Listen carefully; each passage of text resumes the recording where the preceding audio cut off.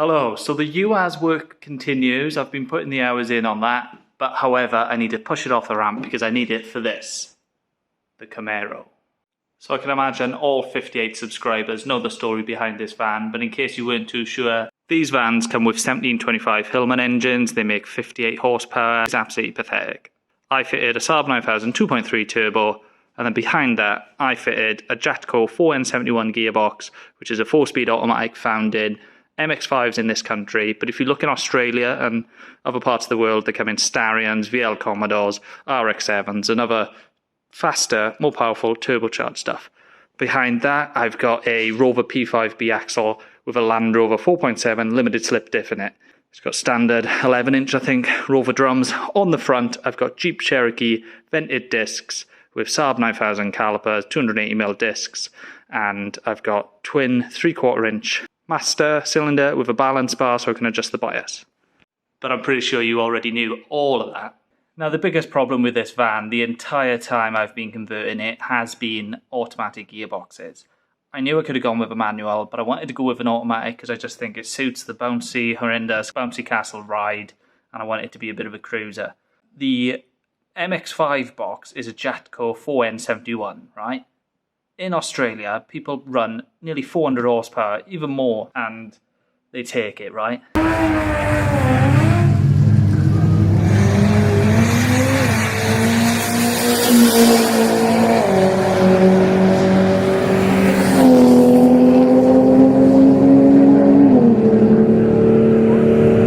This just will not take it. I've always had slippage issues.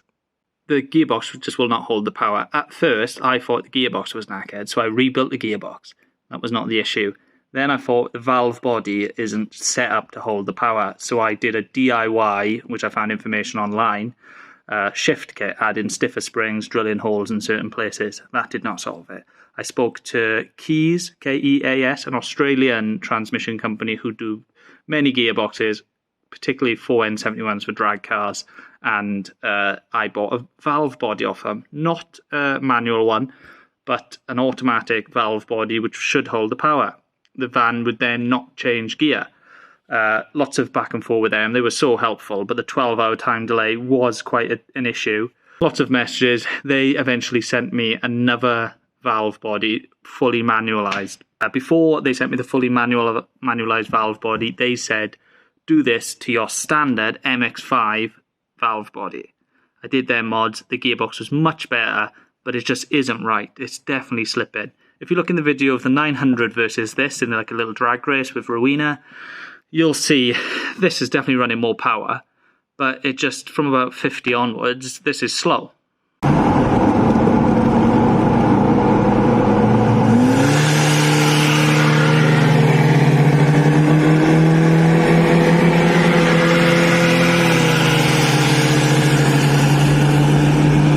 That's a lot of words for me to say. Today I am fitting the manual valve body. I've been putting it off because there's not enough adjustment in the shifter for the manual valve body to work, because guess what?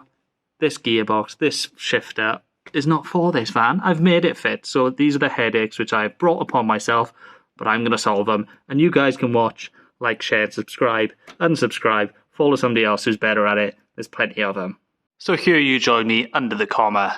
This is the automatic gearbox. This is the sump for the automatic gearbox. That is a magnet I put on there in an attempt to catch any steel that was breaking up inside the box. And I'm going to drop this, and then I'll have access to the valve body.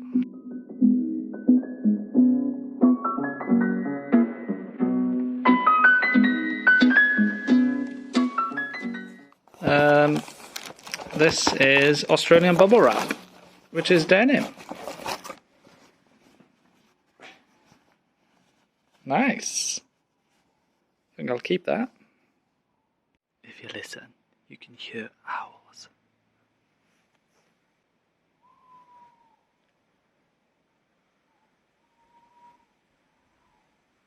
Okay, so the valve body came with some pre-wet ATF soaked instructions, which is nice. Pretty much what I've taken from it is VL Commodore. Yep, that's right. Quickly destroy, bugger, unsuitable for road-going vehicles. Anyway, I need to get this done, so I'm just going to hop into time-lapse mode, which, as everyone knows, is the quickest way to work on a vehicle.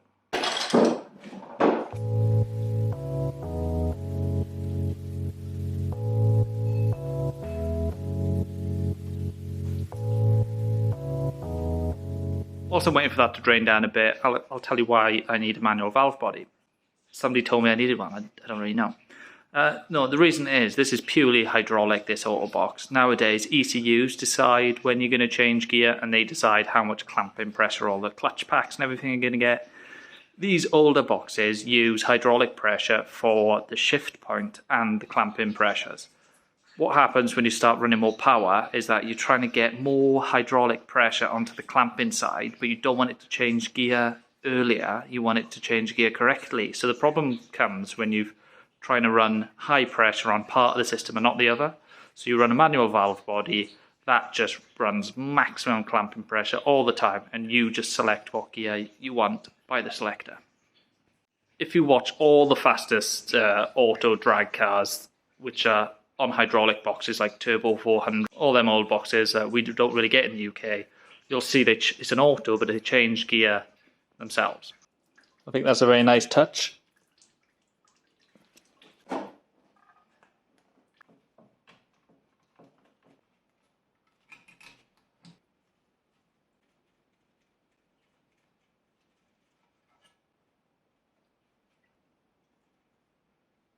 So the new valve body's on. I'm just going to chuck the sump on. Just wanted to show you this.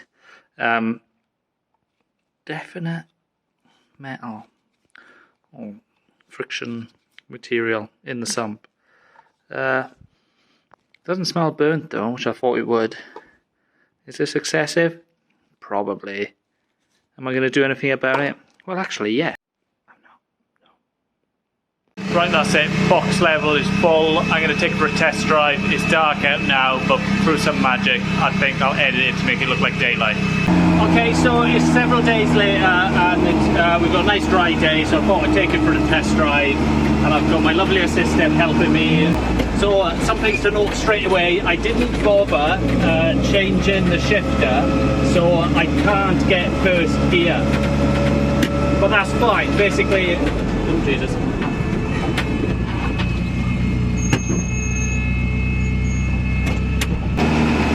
So if I show you, right, this is, I just start off in second gear, this is second, it's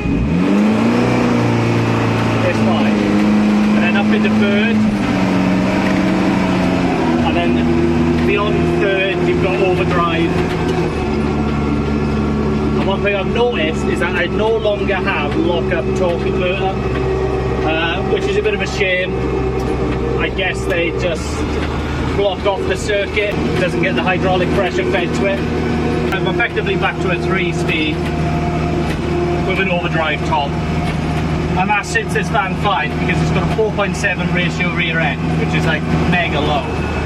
It's a Land Rover diff, and in my Land Rover, my 2.25 petrol Land Rover, I used to, which is the same ratio diff, and that's got taller tyres, I used to pull off in second in that, so it's not a problem. But I thought we'll take it for a little test drive, maybe to an empty industrial estate, and see what it's like.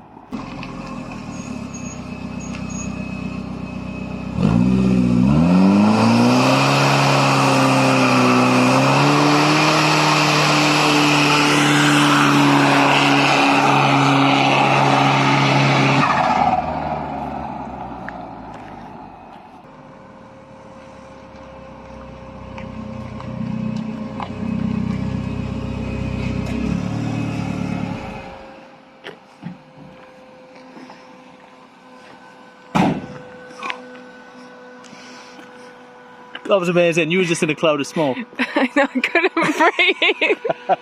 Look at the tyre mark. I know. They're quite straight though.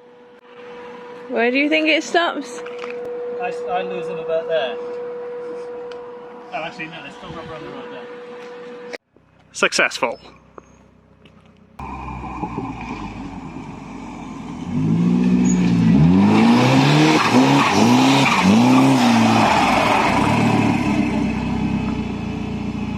We'll go down here.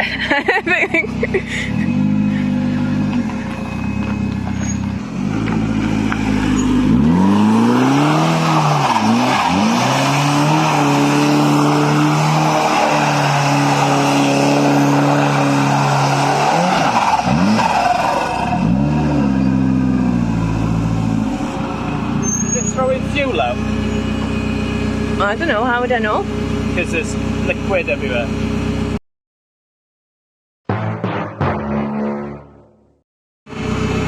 Okay.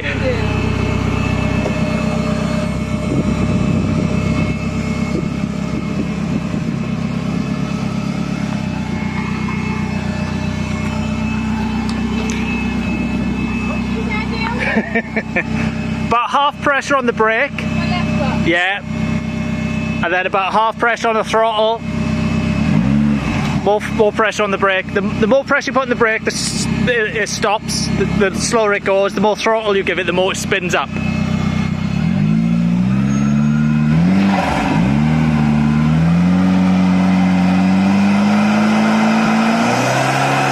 Less brake.